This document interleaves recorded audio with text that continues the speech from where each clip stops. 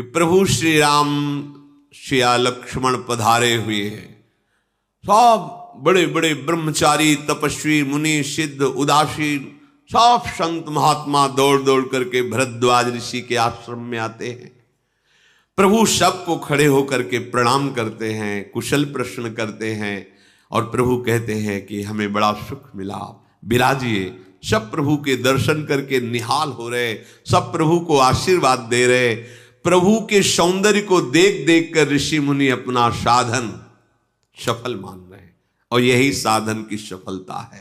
प्रभु भर नेत्र देखने को मिल जाए, जीते जी एक बार उनको देख ले, ऐसी चाह पैदा करो आप। प्रभु दूर नहीं है, चाह की जरूरत है। प्रभु ने वही रात में निवास किया। प्रातःकाल पुनः प्रयागराज में स्नान किया, फिर प्रसन्नता के साथ भरद्वाज मुनि को सिर नवाकर सियाजू, लखनजू और सेवक गुह के साथ चले। चलते समय प्रभु बड़े प्रेम से भरद्वाज मुनि से कहा, नाथ किस मार्ग से जाए? मुनि ने हंसकर कहा कि आप जिस मार्ग में चरण रखेंगे वही सुमार्ग हो जाएगा। प्रभु आपके लिए क्या मार्ग बताए। फिर भी शिष्यों को बुलाया, प्रभु के साथ जाना है। सुनते ही 50 शिष्य आ गए, हाथ जोड़कर खड़े हुए, जिनका अपार प्रेम भगवान श्री राम के दर्शन से ही प्रकट हुआ है। मुनि ने उनमें से चुनकर 4 ब्रह्मचारियों को साथ दिया, जिन्होंने बहुत जन्म भजन किया। उनको सौभाग्य मिला, वो गुरुदेव को प्रणाम करके रघुनाथ जी के साथ आगे आगे चल रहे हैं, रास्ता बताते हुए। प्रभु जब गांव में तो जाते नहीं, लेकिन कोई कोई मार्ग गांव के किनारे से है। जब गांव के किनारे से निकलते हैं तो जो देखता है दौड़ दौड़ करके आता है। कोई कोई तो नगर में पूरे की सिया राम लखन पधार रहे हैं, पूरा नगर का नगर बाहर आ जाता है और प्रभु के दर्शन करता है। सबके आंखों में आंसू होते हैं। काफी दूर जाने के बाद भगवान श्री राम ने हाथ जोड़कर ब्रह्मचारियों से कहा, अब आप वापस लौट जाओ। पर मानो नेत्रों से कुछ चाह रहे हैं। प्रभु ने देखा तो प्रभु ने उन्हें अपनी अनन्य भक्ति प्रदान की। फिर वो वापस हुए, यमुना जी के उस पार उतरे और उतर करके यमुना जल में स्नान किया, जो प्रभु श्री राम के शरीर के रंग वाली है, परेश वर्ण रूपिणी, श्याम रंग वाली। वहां जो ही सुना कि निषाद राज के साथ कोई बहुत सुंदर 2 राजकुमार और एक युवती सियाजू पधारी हैं, लोग अपना काम काज छोड़कर जो जैसे दौड़ दौड़ करके आते हैं और दर्शन कर रहे हैं। परिचय जानने की मन में बड़ी लालसा है, पर प्रभु से बात करने की हिम्मत किसी को नहीं पड़ रही। जो वयोवृद्ध जन हैं वो बताने लगते हैं कि हमें पता है, ये चक्रवर्ती सम्राट महाराज दशरथ के पुत्र श्री राम, ये लक्ष्मण और ये उनकी प्रिया हैं। कैकेयी माता और महाराज दशरथ जी ने इन्हें वनवास दे दिया है। ये सुनकर के सब घबरा जाते हैं कि कैसे हृदय के माता पिता हैं जो ऐसे सुंदर सुकुमार पुत्रों को वनवास दे दिया। ये गोस्वामी जी चर्चा कृपा करके जो चरित्र लिख रहे, उस समय वो भाव देश में वहीं, क्योंकि प्रयागराज के पास से राजापुर है, वहीं गोस्वामी जी का प्रादुर्भाव हुआ। तो भाव देश में परम बैरागी के रूप में वो भी प्रगट में सिया राम जी से मिल रहे हैं। इसलिए उन्होंने संकेत में लिखा, तेहि अवसर एक तापसु आवा, तेज पुंज लघु बयस सुहावा, कवि अलखित गति बेसु विरागी, मन क्रम बचन राम अनुरागी। उसी समय एक तपस्वी वैरागी आया, छोटी अवस्था है, तेज प्रकाशित हो रहा है, कवि उसकी गति को नहीं जानते हैं। अर्थात वो अपना परिचय नहीं देना चाहते हैं। वो वैरागी वेश में मन वचन कर्म से राम जी का दास है।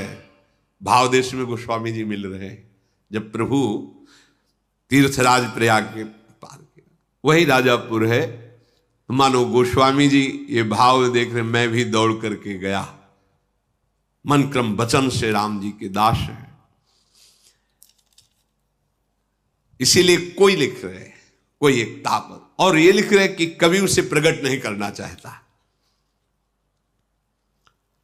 अपने इष्ट देव को पहचान कर नेत्रों से जल की धारा बह रही, शरीर पुलकित हो रहा, दंड की भांति पृथ्वी पर वो वैरागी गिरकर, उसकी प्रेम दशा का कैसे वर्णन हो। प्रभु ने प्रेम पुलकित उस वैरागी को उठाकर अपने हृदय से लगाया। उस वैरागी को ऐसा अनुभव हो रहा मानो महादरिद्री को महान धन मिल गया हो। सब कोई देख रहे हैं, उस वैरागी की प्रशंसा कर रहे हैं। प्रभु ने हृदय से लगाया। ऐसा लग रहा है कि प्रेम प्रभु श्री राम और परमार्थ वो वैरागी दोनों गले मिल रहे हो, प्रेम और परमार्थ तत्व स्वरूप से मिल रहे हैं। फिर वो वैरागी लक्ष्मण जी के चरणों में प्रणाम किया। लक्ष्मण जी ने उमक कर उस वैरागी को हृदय से लगाया। फिर सियाजू की चरण धूल लेकर अपने माथे पे धारण की और माता सियाजू ने अपना बच्चा जान करके दुलार किया गोस्वामी जी भाव में। फिर निषाद राज ने उस वैरागी को नमन किया। उस वैरागी ने देखा कि अहोभाग्य निषाद राज के हमारे प्रभु से प्रेम करते हैं। आनंदित होकर हृदय से हृदय मिलाकर निषाद राज से मिला। वो वैरागी अपने नेत्रों से अपने आराध्य देव की सौंदर्य सुधा का पान करके महाआनंदित हुआ, जैसे जन्म जन्म के भूखे को कोई सुंदर स्वादिष्ट भरपेट भोजन मिल जाए। फिर चेतना जागृत हुई गोस्वामी। फिर लिखा, जब गांव की स्त्रियां देख रही है प्रभु को तो कहती हैं कि ऐसे सुकुमार को वन भेजा जाता है, कैसे इनके माता पिता हैं, सब व्याकुल हो जाती है। प्रभु ने निषादराज गुस्से का बस, अब इतना हो गया, अब आप वापस जाइए। अब तो कुछ कहने की बात ही नहीं रह गई थी, क्योंकि कहा था कि 2-4 दिन साथ, अब वापस। बार बार प्रभु को, अब वो तो वही जानते जिनके हृदय में प्रेम होता है, कैसे निहार रहे। प्रभु ने अपने चरणों की अविरल भक्ति देकर उन्हें विदा किया। फिर सियाजू, रामजू, लखनजू यमुना जी को प्रणाम करके सूर्य कन्या यमुना जी की बड़ाई करते हुए आगे बढ़े। आगे कुछ यात्री मिलते हैं। उन्होंने देखा तो कहा, राजकुमारों, तुम्हारे तो चिन्ह बता रहे कि तुम्हें चक्रवर्ती सम्राट होना चाहिए, ऐसे चिन्ह और ऐसी दशा, मार्ग चलो पयादे ही पाए, बिना पादुका के आप चल रहे हैं। और हम ज्योतिष के बहुत बड़े ज्ञाता हैं, हमें पता है। तो आज मुझे लगता है कि ज्योतिष शास्त्र झूठा हो गया क्या, क्योंकि आपके चिन्ह चक्रवर्ती सम्राट के हैं और आप नंगे पैर ऐसे कटीले कंकड़ीले भयावह वन में तपस्वी वेश में। इसमें विधाता का ही कोई रहस्य है। पर आपसे भी ज्यादा इस सुकुमारी को देख करके मुझे दुख हो रहा है कि ऐसे वनवास में हाथियों की दहाड़, सिंहों की दहाड़ भय उत्पन्न करती है। यदि आपकी आज्ञा हो तो जहां आपको जाना है वहां तक हम सुरक्षित पहुंचा दें। प्रभु ने कहा, नहीं नहीं, हम चले जाएंगे, आप लोग अपनी यात्रा कीजिए। वो प्रेम आंसुओं से युक्त हो जाते हैं। भगवान के एक एक शब्द प्रेम अमृत से भरे हुए हैं। प्रभु जिस गांव पूर्वे नगर के बगल से निकलते हैं, देवता लोग प्रणाम करते हैं उस गांव नगर को। आज ये धन्य हो गए नगरवासी जो मुनियों के ध्यान के विषय उन प्रभु का साक्षात दर्शन करते हैं। किस शुभ घड़ी में इस नगर की रचना हुई होगी जहां से भगवान नजदीक से निकल रहे हैं। जहां जहां राम चरण चली जाही, तिनु समान अमरावती नाही। पुण्य पुंज मग निकट निवासी, तिन्हि सराहि सुरपुर बासी। जे भरि नयन बिलोकहि रामहि, सीता लखन सहित घन श्यामहि। जहां जहां प्रभु श्री चरण पधराते हैं, उस स्थल के समान अमरावती भी नहीं है। वहां आसपास रहने वाले जो नगर नारी हैं, उनके पुण्यों की बराबरी देवता भी नहीं कर सकते, क्योंकि भर नेत्र प्रभु को देख रहे हैं। प्रभु जिस सरोवर का जल आचमन करते हैं, प्रभु जिस नदी में अवगाहन करते हैं, ऋषि मुनि देवता सब उसकी बड़ाई करते हैं। प्रभु जिस वृक्ष के नीचे विराजमान हो जाते हैं, कल्प वृक्ष उसकी बड़ाई करता है। जो रजकण प्रभु के श्री चरणों से युक्त हो गए, महामहिम होकर भूमि अपने भाग्य सराती है। प्रभु जैसे जैसे आगे बढ़ते हैं तो धूप न लगे ऐसे बादल छाया करते हुए जा रहे हैं। देवता आगे ही आगे फूल बरसाते, जिसमें प्रभु के श्री चरणों में कोई कंकड़ आदि न चुभ जाए।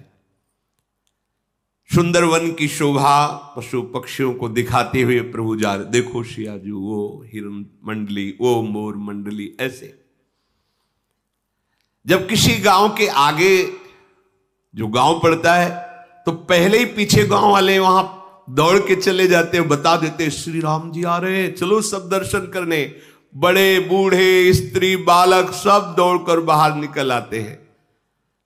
राम लखन सिया जी के रूप को देखकर सब ऐसे हो जाते जैसे चित्र में लिखे हुए, प्रेमानंद में मगन है, शरीर पुलकित है। उनकी दशा वर्णन नहीं की जा सकती, मानो कोई गरीब आदमी चिंतामणि का ढेर पा गया हो। एक दूसरे को पुकारते हैं, अरे भाग के आ, नेत्रों का लाभ ले, कार्य तो फिर हो जाएगा। कोई प्रभु के श्री अनुराग में भर गया, उनके साथ साथ चल रहे। प्रभु समझाते, आप अपने नगर में रहिए। कोई उनके नेत्रों की छवि हृदय में पहुंचने पर ऐसा समाधिस्थ है कि आंख ही नहीं खोल पा रहा है। किसी का शरीर शिथिल, किसी की मन वाणी शरीर एक साथ सब।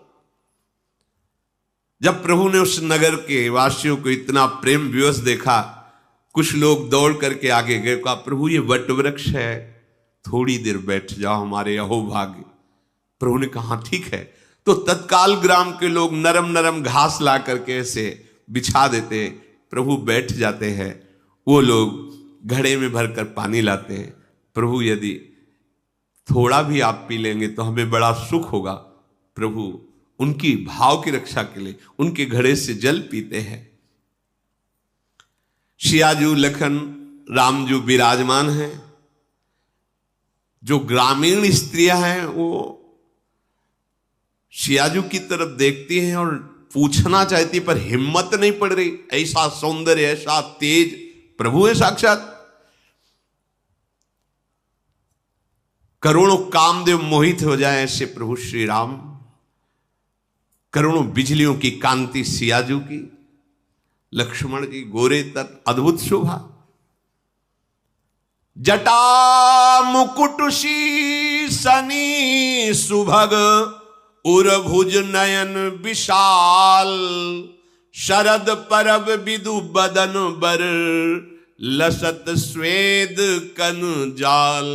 जटा का मुकुट है, विशाल वक्षा स्थल, विशाल भुजाएं, विशाल नेत्र, खिला हुआ चंद्रमा की तरह मुख कांति। चलने के कारण छोटी छोटी भाल पर पसीने की बूंदें, मनोहर जोड़ी। जो देखता है अहो भाग्य। प्रेम के प्यासे गांव के सब लोग घेर लेते हैं प्रभु को।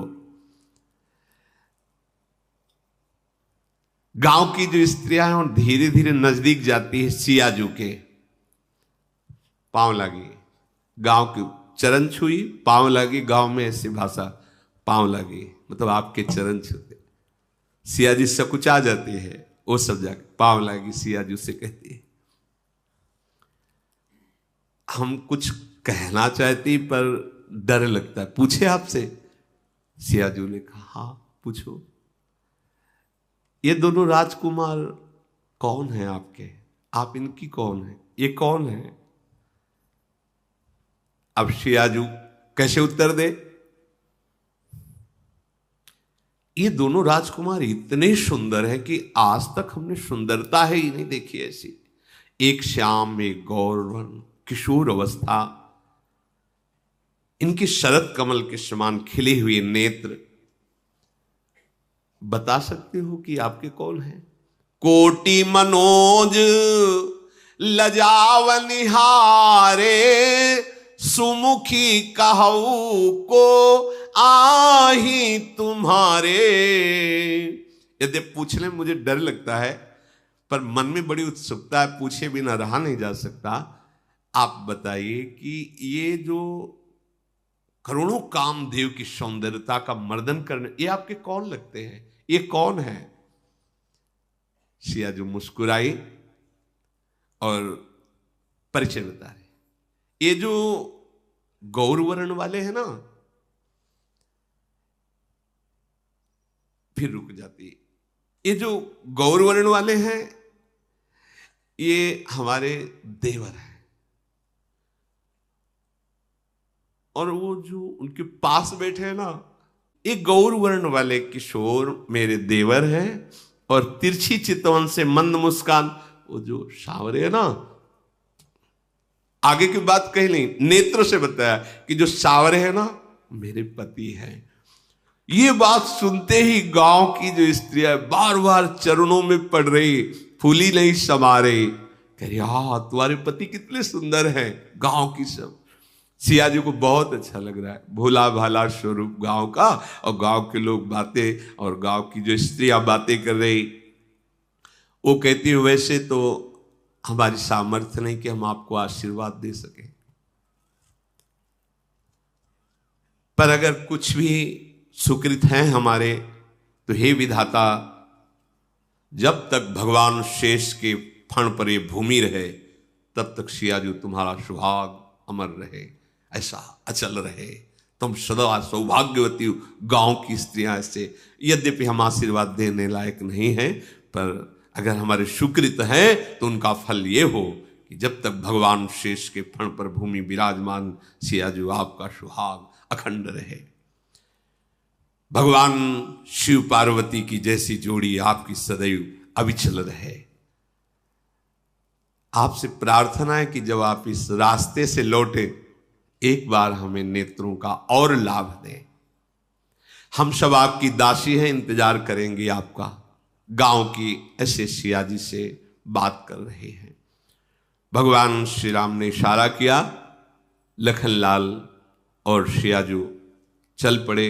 गांव के लोग पीछे लग जाते, जिस गांव से निकलते प्रभु फिर उनको सम्मान कर प्रेम बाणी से वापस करते हैं। सबका आनंद से लुट जाता है, जैसे सांप की मणि चली जाए तो फड़फड़ाने लगता है। फिर धैर्य धारण करते हैं, अच्छा प्रभु लौटेंगे तब दर्शन हो जाएंगे। लक्ष्मण जी, जानकी जी, रघुनाथ जी आगे बढ़े, समस्त स्त्री पुरुष वापस लौट आए। आपस में बैठकर गांव के लोग चर्चा करते हैं, यदि विधाता ने इन्हें वनवास दिया है तो सृष्टि में सारे सुख जो रचे हैं, आग लगे सुखों में, अरे इनको मिलना चाहिए, इनको वनवास। अगर ये नंगे पैर ये बिचरहि मग बिनु पद त्राना, तो रचे बाद विधि वाहन नाना। ब्रह्मा ने एक से एक वाहनों की रचना की, ये नंगे पैर वन में घूमते तो धिक्कार है उन वाहनों को, उन सुखों को। जब ये कुश की साथरी पर भूमि पर सोते हैं तो क्यों रचना की विधाता ने सुंदर सैयाओं की। इनको जब पेड़ के नीचे निवास करना लिखा है तो महल किन के लिए बनाए गए हैं? ये सुंदर अत्यंत सुकुमार मुनियों के वस्त्र वल्कल धारण किए तो विधाता ने भांति भांति के वस्त्र गहने क्यों रचना रची? ऐसे गांव के लोग वार्ता करते हैं, आहा इनको कंदमूल फल खाना लिखा है, वे 56 प्रकार के भोगों की रचना विधाता किन के लिए किया? हमारे कानों, नेत्रों और मन के द्वारा अनुभव आने वाली विधाता की करनी सब उल्टा नजर आ रही है। इन्हें देख करके हमें लगता है विधाता आश्चर्यचकित हो गया कि हमारी रचना में तो कोई ऐसा है नहीं, इसीलिए इनको वन में छुपा दिया है। गांव के लोग सरल भाषा में आपस में बातचीत कर रहे हैं। प्रभु श्री राम के चरण जहां पढ़ते हैं, जानकी जी बहुत ध्यान रखती है कि प्रभु के चरण चिन्हों के ऊपर चरण न पड़े, और जहां सियाराम के चरण चिन्ह पड़ रहे हैं उनको दाहिने करके लक्ष्मण जी चल रहे हैं कि उनके चरण चिन्हों पर चरण न पड़े। बड़ा प्रेममय भाव। श्री राम लखन सियाजू प्रेम में डूबे हुए, क्योंकि ऋषि महात्माओं के सबके दर्शन होते चले जा रहे हैं। पथिक रूप प्रभु के सामने चाहे पशु हो चाहे पक्षी हो, सबका चित्त चुरा रहे हैं। कोई ऐसा नहीं हुआ जिसने प्रभु को देखा और पुनः उसका जन्म हो। जन्म मृत्यु संसार से भटकने वाले भवसागर में अब उनको नहीं डूबना पड़ेगा जिन्होंने एक बार प्रभु को देखा। अजहू जासुर सपने हूं काऊ, बसहु लखनु सिय रामो बटाऊ। राम धाम पथ पाई सोई, जो पथ पाओ कबहू मुनि कोई। यदि एक बार भी स्वप्न में सियाराम लक्ष्मण का साक्षात्कार हो जाए तो कह रहे हो परम धाम को प्राप्त कर लेता। फिर साक्षात दर्शन। प्रभु ने देखा कि सियाजू के भाल पर श्रम बिंदु हैं, थक गई हैं, तो एक बहुत बड़ा वृक्ष देखा, समीप में सुंदर सरोवर जो शीतल और मृदु जल। प्रभु रात्रि है इस वृक्ष के नीचे विश्राम कर रहे हैं।